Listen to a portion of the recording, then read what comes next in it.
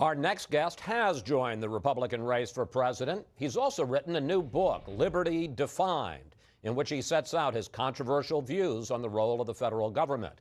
Congressman Ron Paul, welcome to Fox News Sunday. Thank you. It's nice to be here. You're a member of the House Financial Services Committee. I got to ask you first about the stunning arrest of the head of the IMF, Dominique Strauss-Kahn, for alleged sexual assault in a hotel room in New York, dragged off an airplane yesterday. Your reaction, sir?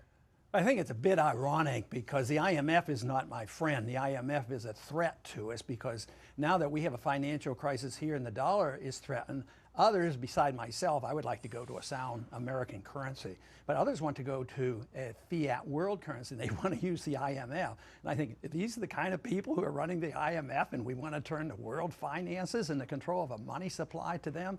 So I think it's rather interesting that we have that kind of an individual, and I think that should awaken everybody to the fact that they ought to look into the IMF and find out why we shouldn't be sacrificing more sovereignty to an organization like that and individuals like he was. You're being taken, I think it's fair to say, more seriously by the media this time, frankly, including me, because your issues, limiting the size and scope of government, adhering to constitutional principles, are center stage for the Republican Party this time around.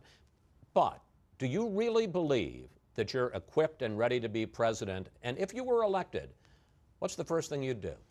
I would say nobody's perfect. I don't know all the answers. I don't want to run people's lives and run the world and run the economy, so my qualifications are a little bit different. But compared to others, I would say I'm pretty well equipped, and I've had a fair amount of experience. I've been in the military. I was in the military 5 years. That gives me a little bit of experience. So I would say I'm pretty well equipped. But to brag that I can run things, I don't do that, because that's not what a president is supposed to do. A president is supposed to guarantee and work for the protection of liberty and allow people to take care of their problems. All right, let's talk about that, because this gets right to the heart of your view about the role, but also the limits of government. The flooding of the Mississippi has caused terrible destruction in the heartland of America. But you said the other day that the government should play no role in bailing out people who live in hurricane zones or flood zones. Let's watch. If it's too dangerous, why dump the responsibility on the taxpayer? You know, it doesn't make economic sense. It doesn't make good moral sense. It doesn't make constitutional sense. Question. President Paul would tell those folks you're on your own?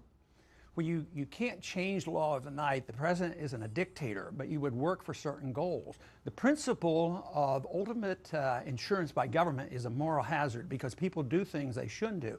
But I have opposed, flood insurance ever since I've been in Congress for 30 years, since 1976.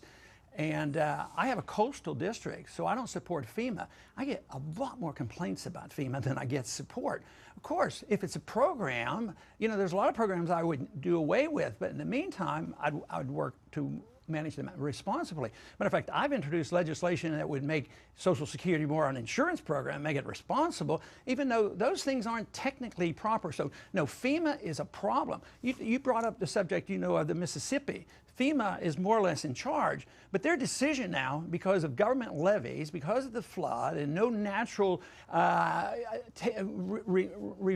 result in taking care of this flood, they have a decision to make. Okay, down the Mississippi and flood this city, or down here and flood some innocent farmers. I mean, this is the kind of dilemma that wouldn't happen in a society that didn't expect the government to solve our problems, but to expect the government and people who aren't benefiting to pay for me to live on the beach and get my house blown down. That's not morally correct. It's not in the Constitution that's what we're supposed to be doing. But and I want to drill down on this. Critics say that's the problem with your libertarian views, and they say it extends to your belief, and we discussed it in the South Carolina debate, that heroin and even prostitution should be legal if states decide to allow it. Michael Gerson, who was the chief speechwriter for George W. Bush, wrote this week. It is social Darwinism. It is the arrogance of the strong. It is contempt for the vulnerable and suffering. I have no idea what he's talking about. Anyway, it makes no sense. But the question... Well, he's basically saying... But he's saying... Well, all right, here's what I think he's trying to say. The government has a role to enforce social norms and to protect people. And if you accept that, they can accept everything you do with your life, and everything you do, that justifies all the economic intervention, that justifies the intervention in freedom of speech, it subjects interference in our religious value. But to take my philosophy of freedom and the Constitution, property rights and contracts, and turn it into a cliche and say, oh, you're for legalizing marijuana, that is so grossly distorting my views. I want to legalize freedom of choice. I want to enforce states' rights. I don't like prohibitions. Prohibition of alcohol was horrible. States' control of this is one thing. We had 150 years where heroin, cocaine were legal. At the same time, if you regulate those values, you can regulate homeschooling, you can regulate private schooling, you justify all these regulations. And if you're for freedom, this whole idea that we can't be responsible for ourselves, you remember the reaction that, oh, we're safe and secure and smart because we need the government to tell us what to do. But history shows that individual choice, most people make good choices. And the big important here is, as a physician and one that has studied this issue very well, drug usage and drug addiction should be a disease like we treat alcoholism. And what we have done to these people in filling our prisons for nonviolent crimes, that whole thing is being reassessed. And I think the politicians and the pundits are way behind the people on this issue. You talk a lot about the Constitution. You say Social Security, Medicare, Medicaid are all unconstitutional. Technically they are, but I Why? also just... Why? Because there's no authority there. Article 1, Section 8 doesn't say I can set up a insurance program for people. What part of the Constitution you get from? The liberals are the ones that use this general welfare clause. Well, okay, all right. Well, I don't know that I'm a liberal, but let's put it up on the screen, because that's exactly the point. Article 1, Section 8 of the Constitution. The Congress shall have the power to lay and collect taxes, to pay the debts and provide for the common defense and general welfare of the United States.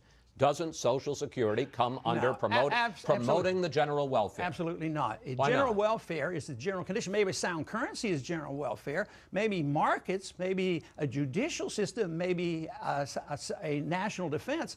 But this is specific welfare. This justifies the whole welfare state. The military-industrial complex, the welfare to foreigners, the welfare state that imprisons our people and impoverishes our people and gives us our recessions. So no, why would you have Article 1, Section 8, and why would you have the Amendment number 9 and 10? That means there's no reason for Article 1, number 10. If you believe that, the General Revenue Clause, that is such an extreme liberal viewpoint that has been mistaught in our schools for so long, and that's what we have to reverse, that very notion that you're presenting. Congressman, it's not just a liberal view. It was the decision of the Supreme Court in 1937 when they said that Social Security was constitutional under Article 1, Section 8 of the Constitution. And the Constitution and the court said slavery was legal too, and we had to reverse that. So I tell you, just because a court in 37 went very liberal on us and expanded the role of government, no, I think original intent is not a bad idea. I think limitation of government power, if we aren't clear on this, we're going to get into a mess. Our government's going to get very big, and we're going to have a very big deficit, and we're going to have a financial crisis, and it's this type of thinking that is leading us to that very problem that we're facing today. You caused a stir this week when you told an Iowa radio station that President Obama was wrong to order a secret raid to get bin Laden without telling the Pakistani government first. Let's listen. I don't think it was necessary, no. No, it wasn't necessary to do. It was absolutely not necessary, and I think respect for the rule of law and world law, international law. You really believe that we could have trusted, let me just ask the question, you really believe we could have trusted the Pakistanis not to warn bin Laden? Well, not under today's circumstances is a big problem, but see, you distorted that. You said it was wrong. That is not, I didn't even use the word wrong. I said it could have been done differently. and it should have been. I mean, how about colleague? You said it was not necessary. It was absolutely not necessary. Yeah, and then you talked about the rule of law. Okay, but that's different than saying it's wrong. I'm just saying there was another way of doing it. So let me explain. Well, I know, but I'm asking you, do you think that if we had told the Pakistanis that they would have kept our secret? Well, go by history. Did they help us arrest about 15 other vicious criminals and deliver them? The people that were responsible for the bombing in 1993, they have captured them and bring them to us. Colleague Sheikh Mohammed. They helped us capture him. But, you know, why are we having trouble with the government? Why are we stirring up a civil war in Pakistan? It's because we've been bombing him. This emphasizes so clearly what I'm talking about my foreign policy.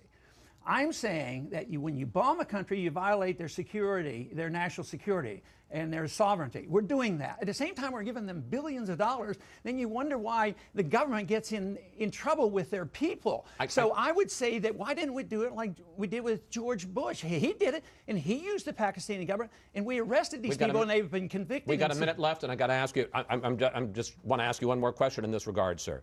Some of your biggest supporters are from the Tea Party. Judson Phillips, who is the head of the Tea Party nation, says you're flat wrong about warning the Pakistanis first and getting their permission.